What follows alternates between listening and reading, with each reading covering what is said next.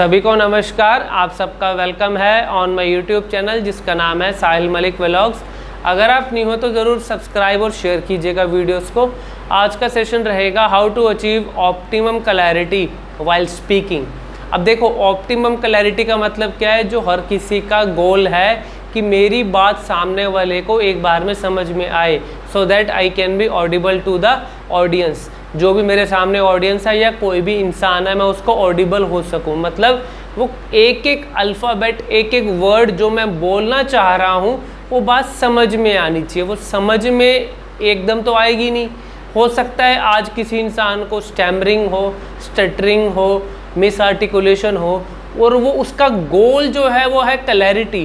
Clarity गोल होना बहुत अच्छी बात है, लेकिन उस गोल को आप अचीव कैसे करोगे, सबसे इम्पॉर्टेंट चीज़ वो है आपका जो फोकस होना चाहिए। फोकस ये होना चाहिए मैं कौन कौन सी आज की डेट में ऐसी गलतियां कर रहा हूं जिसकी वजह से वो मैं क्लैरिटी से दूर हो रहा हूं, और मुझे कौन से ऐसे राइट एस्पेक्ट्स, राइट एक्टिविटीज़ को इम्प्लीमेंट करना चाहिए सो दैट मेरा जो क्लैरिटी वाला गोल है मेरे नज़दीक आ जाए। अब देखो, कोई भी चीज़ अगर मेरा गोल बनती है तो उसके लिए सबसे पहले मेरे माइंड में एक पिक्चर बनती है कि हाँ, अगर मैं इसी हिसाब से बोलूँगा तो मैं बहुत अच्छा बोल सकता हूँ। तो वो जो मेरे माइंड के अंदर एक विजुअलाइजेशन हुआ ना कि हाँ मुझे ये अचीव करना है, तो वो होगा कैसे? अब देखो, सबसे पहले मैं करूँगा बात यहाँ मिस्टेक्स होती क्या हैं।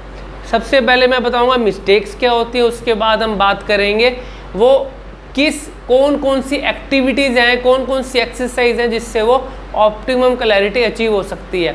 नंबर 1 मिस्टेक, हमारा जो माइंड का फोकस है ना, देखो हमारा सबसे इम्पोर्टेंट चीज़ क्या रहती है? माइंडसेट।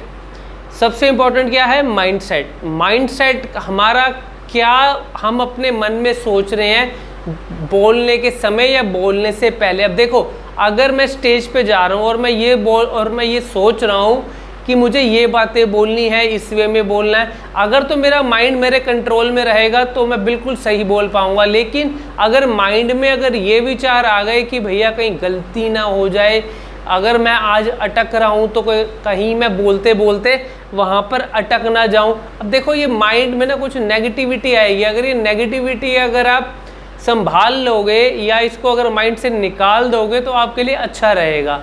और अगर फोकस इस जगह पे रखो कि मेरा माइंड मेरे माउथ के साथ कोऑर्डिनेशन में है, मतलब जो मैं बोल रहा हूँ। सबसे पहले देखो, एक चीज़ और इम्पोर्टेंट याद आ गई, इंसान जो भी अपने मुंह से कुछ बोल रहा है वो सबसे पहले किसको समझ में आ रही है?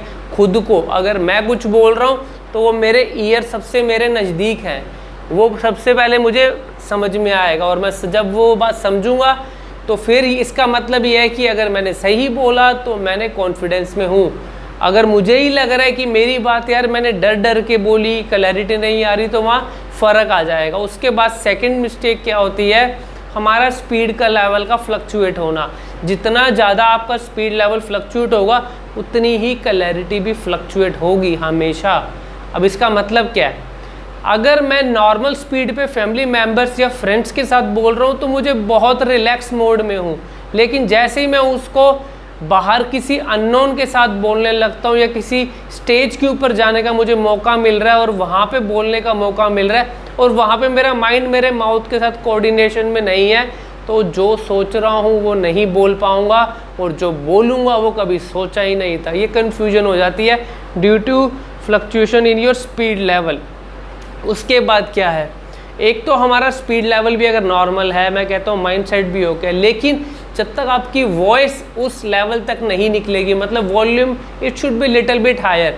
अगर वो हायर होगी तो तभी तो आपकी बात समझ में आएगी। दबी दबी आवाज़ में कुछ भी बोलोगे कुछ समझ नहीं आएगा किसी को भी। स्टैमरिंग वाले में क्या होता है? वो ऑलरेडी पॉजेज ले रहा है, जितने ज़्यादा रुकावटें उसको आ रही हैं वो रुकावटें ही उसको नुकसान भी दे रही हैं। और अगर स्टटरिंग की बात करूं तो उसमें क्या हो रहा है? वो इंसान ऑलरेडी हकला रहा है, लेकिन वो बात बोल रहा है लेकिन हकला के। अब इसका मतलब क्या है? वो स्पीड का कंट्रोल नहीं कर पा रहा। और अगर कोई मिस आर्टिकुलेशन वाला है तो उसके तो माइंड में वो अक्षर ऑलरेडी सेव हो चुके हैं। अब उसके बाद क्या है? देखो, ये तो थे 3-4 मेन रीज़न। अब इसका सोल्यूशन क्या है? Make a video of your self. अपना एक वीडियो बना के देखिए और अपनी वीडियो को एनालिसिस करिए कि जो मैं बोल रहा हूँ क्या मैंने सही बोला, और ऐसे ही अगर मैं लोगों के साथ बोल लूँगा क्या सही मैं बोलता हुआ लगूँगा। अगर आपको लग रहा है वेल एंड गुड तो वो वेल एंड गुड ही है। अगर आपको लग रहा है नहीं कुछ फ़र्क आ रहा है बोलने में तो वो फ़र्क लोगों के सामने भी दिखेगा। तो इसलिए इन चीज़ों के ऊपर थोड़ा सा अगर थोड़ी सी अपनी अटेंशन दे दोगे ना, वो क्लैरिटी का लेवल और ज़्यादा नज़दीक आ जाएगा। उसके बाद क्या है, एक तो है सबसे पहले जो मैंने आपको बताया स्पीड को कंट्रोल में रखना, उसके बाद आएगा आपका सेकंड वॉल्यूम को थोड़ा सा लिटिल बिट हायर।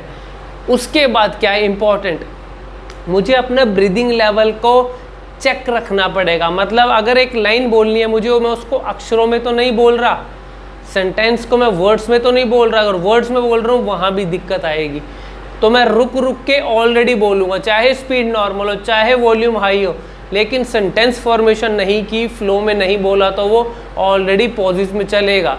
और उसके बाद अगर आपको लगता है कि साहिल सर से मुझे कोई ऑनलाइन सेशन की भी रिक्वायरमेंट है, लोग पूछते हैं कि सर आपके सेशन से लोग कैसे ठीक हो रहे हैं, उनको राइट मेथड के अंदर हम लेके आ रहे हैं जिसकी वजह से उनको लगता है हम ठीक हो रहे हैं।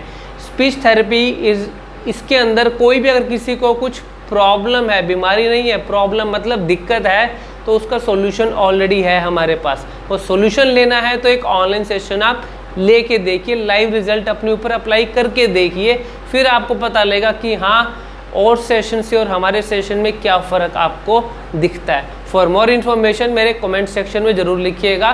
Thank you very much, God bless you.